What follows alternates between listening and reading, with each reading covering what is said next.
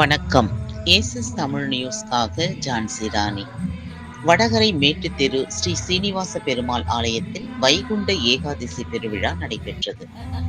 மாதவரம் தொகுதி புழல் ஒன்றியம் வடகரை ஊராட்சி மேட்டுத்தெருவில் அமைந்துள்ள ஸ்ரீதேவி பூதேவி சமேத ஸ்ரீ சீனிவாச பெருமாள் ஆலயத்தில் மார்கழி மாதம் வைகுண்ட ஏகாதசி விழா ஆலய நிர்வாக அனைத்து நிலை பொறுப்பாளர்கள் மற்றும் கிராம பொதுமக்கள் ஏற்பாட்டில் வெகு சிறப்பாக நடைபெற்றது.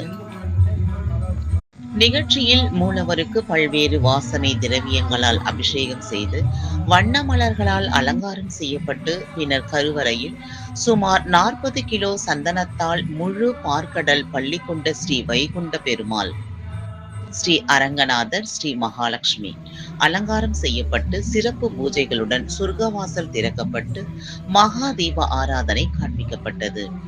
பின்னர் ஊற்றவர் சிறப்பு அலங்காரத்துடன் விசேஷ வழிபாடுகள் நடைபெற்றது. அதேபோல் பரிவார தெய்வங்களுக்கு சிறப்பு பூஜைகளும் நடைபெற்றது.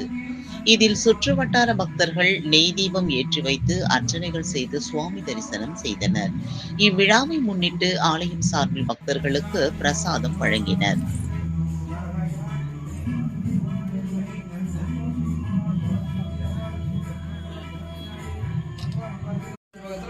மேட்டு தெருவில் அமைந்துள்ள சீனிவாச ஸ்ரீதேவி பூதேவி ஆலயத்தில் வைகுண்டம் எனும் பரமபத வாசல் திறக்கப்பட்டிருக்குது. இது முழுச சந்தனத்தால் உருவாக்கப்பட்டது. எதுவும் நம்ம தனிப்பட்ட பொருளில் வைக்கல, எல்லாமே சந்தனம். மகாலட்சுமி பார்க்கடலில் பண்ணி கொண்டிருக்கும் ரங்கநாதர் மகாலட்சுமியுடைய மடி மேலே வச்சு சுமந்துட்டு இருப்பாரு.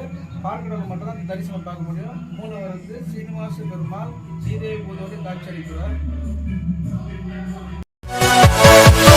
Yeah.